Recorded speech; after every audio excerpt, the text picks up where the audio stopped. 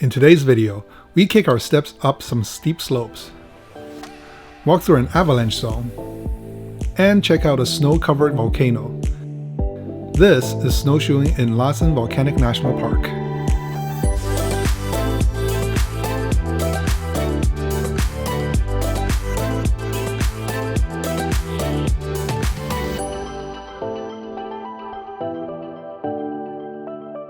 Hi, my name is Peng. I'm a photographer and I am a travel addict. And in today's video, we're going to hike up or snowshoe up the park road here in Lassen National Park. We boondocked outside the park and arrived early morning at Komyamani Visitor Center. As of the time of recording, which is April 2023, self-contained RV overnight parking is allowed in this parking lot year-round for a fee. There's also an area for snow camping where you can pitch your tent. But due to the Dixie fire, that area had been closed for the last 2 years. I'd imagine they'll reopen it eventually, so check the website for the latest info. You can also find ski and snowshoe trail info along with maps on the website. Several of them starts here at the end of the parking lot, then follow the park road and eventually splits off. Since we just wanted to snowshoe for fun and didn't really have any specific trails in mind, this is where we started. We haven't decided how far to go yet.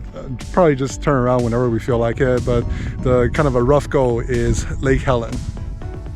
The beginning of the trail is pretty packed and icy, so instead of putting snowshoes on, I just put cleats on my shoes and walked.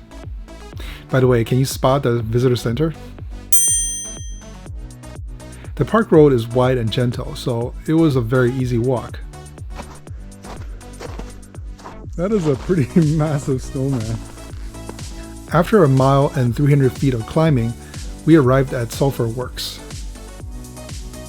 If you turn around here, this will be an easy 2-mile snowshoe hike for the whole family. And you get to enjoy the sight, sound, and smell of Sulphur Works. Of course, there's no snow here. Everything's warm. This is like heated walkway.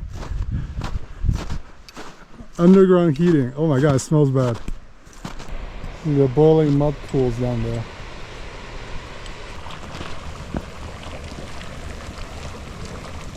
Needless to say, this is not a hot tub.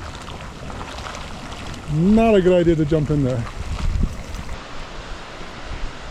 These look, I think there used to be railing here. I think they take it down for the winter. This is a very popular place. I can't imagine them keeping this wide open. Oh my god. Oh wait, no, it's erosion, I think. Whoa. Come and look at this. This is scary.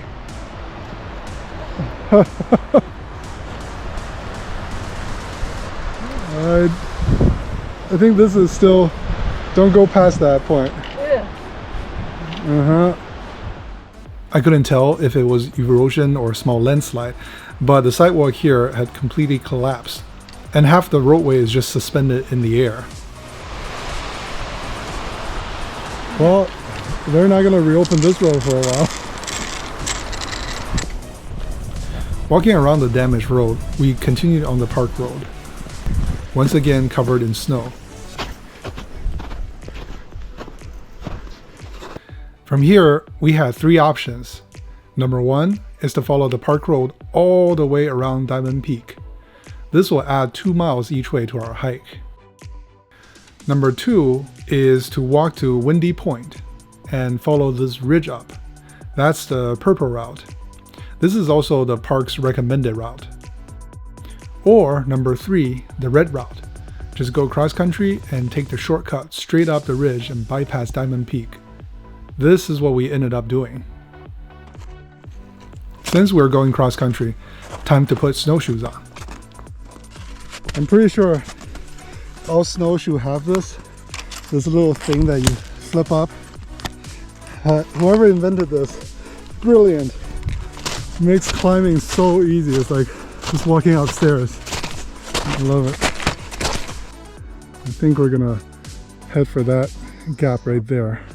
If we keep going that way, we have to walk sideways on a slope like this, and that does not look pleasant, so we decided to just go straight up to the top.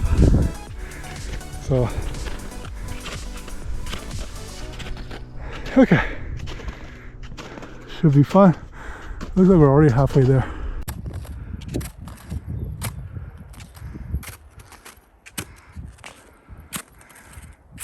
Really mountaineering. Yep, pretty much. I wish I had my whip head. If you had Almost there.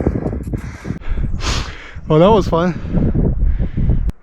If we had crampons and whip it, this would be a lot easier. With snowshoe, it's not horrible because these are pretty nice mountaineering snowshoes. Yeah, ice axe or whip it. Well, I'm not that hardcore. I don't use ice axe. And now we're just gonna go up to the ridge and then walk that way.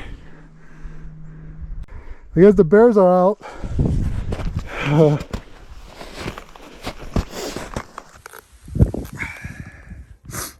You can see the claws.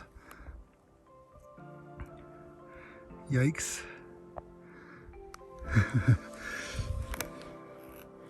Hey, about the size of my hand. And it's going that way. That's okay, because we're going that way.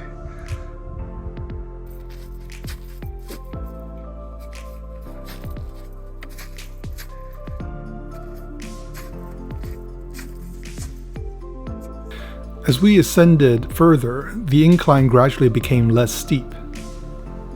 Finally, after 0.7 mile and 650 feet of climbing, we reached the top of the ridge. From here, we have an excellent 360-degree view.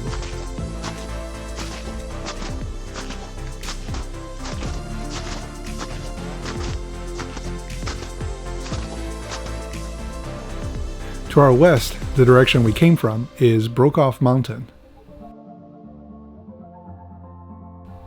To our northeast, the direction we're heading towards is Mount Lassen.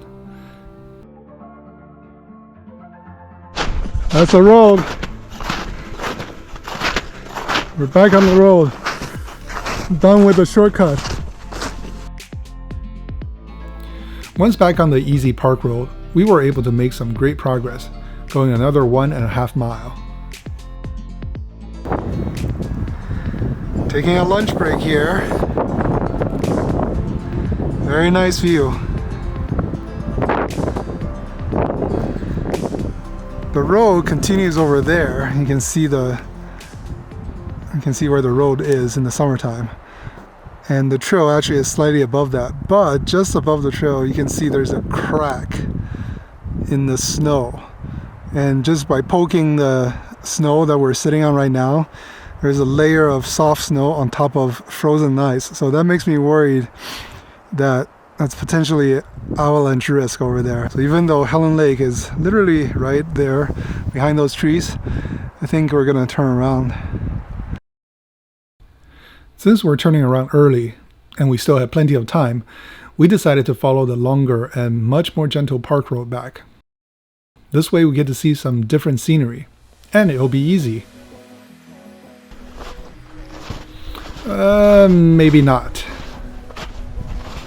Turns out, this half-mile stretch around Diamond Point is an avalanche zone.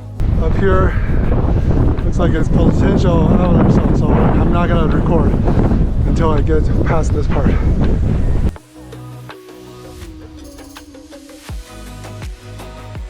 To spread out the risk, we decided to go one at a time.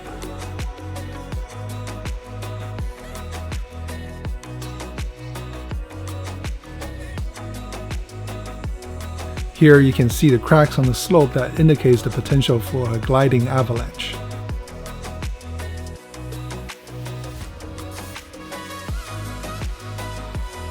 The view of Mount Lassen and Little Hot Springs Valley below is stunning from here.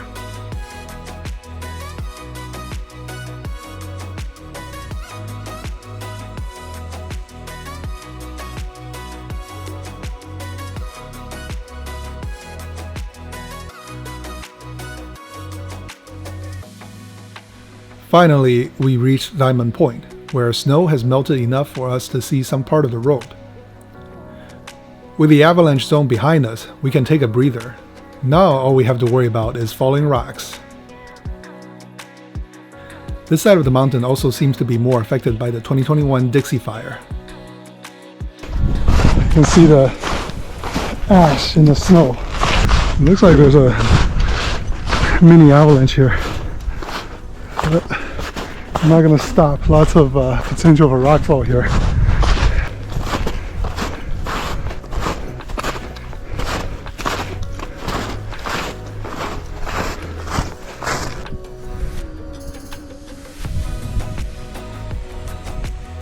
From here on, the trail gets much easier.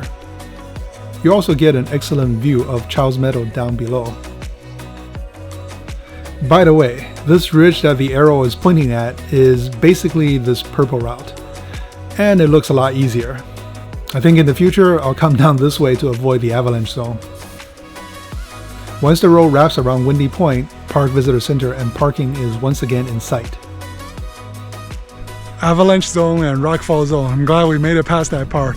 From here on it's pretty easy, a little over a mile back to the trailhead to parking. So I think this is a good place to say goodbye to you. Thank you for coming along with us on this hike. I hope you enjoyed it as much as we did. If you did, please leave a like. If you want to see more videos like this, consider subscribing, and I will see you next time.